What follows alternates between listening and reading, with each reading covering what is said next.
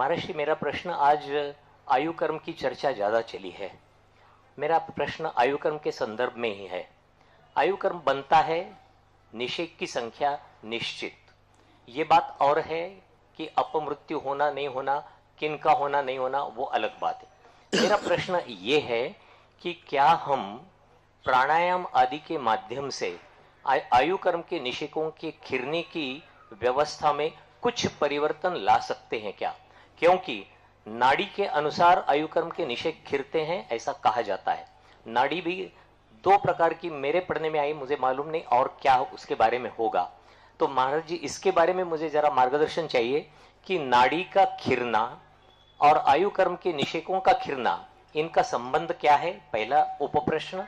और दूसरा उपप्रश्न ये है कि क्या हम उस नाड़ी के खिरने में प्राणायाम आदि के माध्यम से अगर देर लगाते हैं तो क्या आयु कर्म के निषेक खिरने में देर लगने से आयु लंबा सकते हैं या नहीं? ये मेरा प्रश्न है, कृपया मार्गदर्शन करिए महाराज जी। नमोस्तु नमोस्तु नमोस्तु। बहुत अच्छा प्रश्न है। पहली बात तो जैन दर्शन में नाली से आयु कर्म का संबंध नहीं जोड़ा गया। आयु का संबंध जोड़ा गया है श्वासोश्वास से।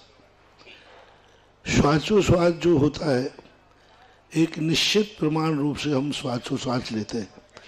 श्वासोश्वास का अर्थ यह नहीं जो नासिका से निकलता है। श्वासोश्वास का अर्थ है नहीं जो अपन मुंह से लेते हैं, ये तो एक्स्ट्रा लेते हैं। ये तो अपन को एक्स्ट्रा, जैसे एक इंद्रिय श्वासोश्वास लेता है, उसका मुख ही नहीं है, सर्वांगीण लेता है। पेड़ पर अपन लोग जो नाक से मुख से लेते हैं, तो अपनी जो ऑक्सीजन है वो एक्स्ट्रा चाहिए, तो एक्स्ट्रा श्वासोश्वास नाक से और मुख से निकलता है। चाहे तुम प्राणायाम करो या न करो, श्वासोश्वास का समय निश्चित है जो हमारे सर्वांगीण लेते। पूरे शरीर से हमारे श्वासोश्वास आ रहा है, पूरे शरीर से हम श्वासोश्वास छोड़ रहे हैं। तो जो श्वासोश्वास हमारे शरीर लेता है, मान लीजिए हमने 5 मिनट को नासिका से श्वास लेना बंद कर दिया, तो श्वासोश्वास बंद नहीं हुआ, श्वासोश्वास चालू है। उस श्वासोश्वास को कोई नहीं रोक सकता। तो हम 1 घंटे 2 घंटे भी रोके तो भी हमारे आयु कर्म पर कोई फर्क पड़ने वाला नहीं। यदि हम अधिक श्वासोश्वास निकालेंगे जानो देर से, तो आयु कर्म खिलेंगे नहीं। इस श्वासोश्वास से कोई लेना देना नहीं। हाँ, जब शरीर थकेगा, यदि हम प्राणायाम कर रहे हैं तो प्राणायाम में हमने कुंभक किया, तो कुंभक में हमने पेट में रोका, तो क्या शरीर में शिथिलता, कमजोरी, थकान आ रही है? यदि थकान आ रही है तो आयु कर्म के निषेक खिलेंगे। और यदि रिलैक्स मिल रहा है तो एक भी निषेक आयु कर्म ने, बल्कि आयु कर्म की उदीर्णा रुकेगी, क्योंकि हमने स्वस्थ किया है शरीर को। तो जो प्राणायाम रेचक है, ये शरीर को रिलैक्स देता है। तो बल्कि जो शरीर की जो आयु कर्म की उदीर्णा रुक रही थी, बढ़ रही थी, उसको रोका। हम जब दौड़ते हैं, यदि बिना थके हम दौड़ रहे हैं तो श्वासोश्वास से कोई फर्क नहीं पड़ रहा है। लेकिन हम थक रहे हैं तो हम, जैसे टेंशन से, अब टेंशन में हम बिल्कुल रिलैक्स बैठे। यदि आपकी आयु की बात कहें कि भाई अपन से रोक लेते हैं, तो टेंशन में व्यक्ति चल रहा है क्या थक रहा है, श्वास ज्यादा निकल रही है क्या, पर आयु कर्म की उदीर्णा हो रही है। तो अब जब टेंशन में ना तो श्वास बढ़ाई ना श्वास घटाई, फिर भी टेंशन से आयु कर्म की उदीर्णा हुई। इसका है तो टेंशन का संबंध, आयु का संबंध ये नाक से नहीं है। जो शरीर थक रहा है, टेंशन करने से हमें शरीर में थकावट आ रही है, आयु कर्म की उदीर्णा होगी। इसलिए नासिका और मुख से निकली हुई श्वासोश्वास अधिक निकले या कम निकले, इससे आयु कर्म पर कोई फर्क पड़ने वाला नहीं है। बस उससे शरीर में थकान नहीं होना चाहिए।